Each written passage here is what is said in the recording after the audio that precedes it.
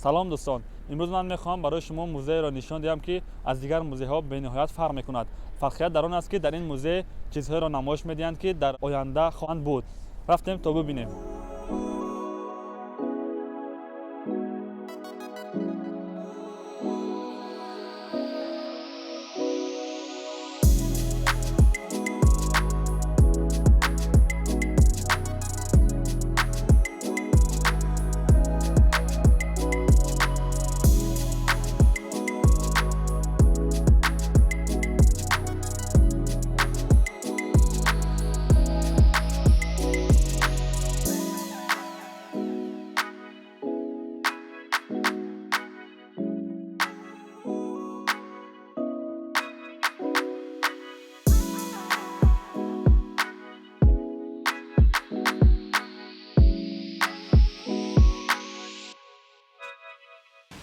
این آینه نیلگون ما میتوانیم کنترل همه اتومبیل هایی که در داخل شهر هستند ما کنترل کنیم. ما در اینجا میتوانیم ببینیم که تاکسی ها در شهر چقدر هستند و در کجاها بسیارتر و در کجاها کم. در یک روز چقدر صدمه ها دچار شده است و چند کس جراحت بستند. ما میتوانیم از روی این آینه نیلگون آنها را کنترل نماییم. و این باشد تاکسی بیروننده. ما هنگامی که در داخل این تاکسی سوار میشویم، در اینجا سراغی که ما باید رویم در زیر میکنیم و ماشین خودش به حرکت در آمده ما را با آن منزلی که با ما در کار است لازم است به آن منزل میرسیم.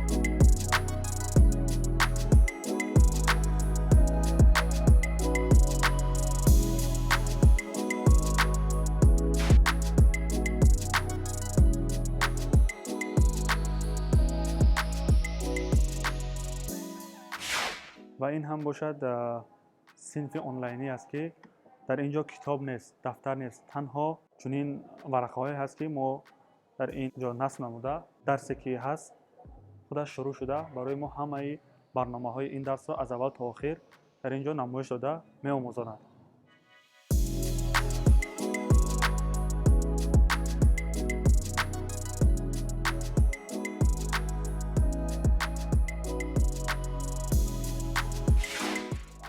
و در آخر این هم ربات اوراتاج.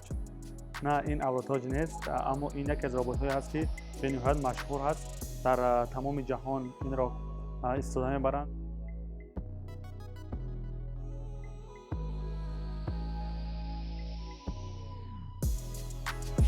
مقصد نمایش این موزه ما در آن است که من میخواهم این گونه تکنولوژی ها در شهرهای ما هنوز در شهر دوشنبه نیز چون این تکنولوژی را استفاده برده و شهرها را بسیار دانا و زیبا گردانیم. Вам нравится выставка «Умный город»?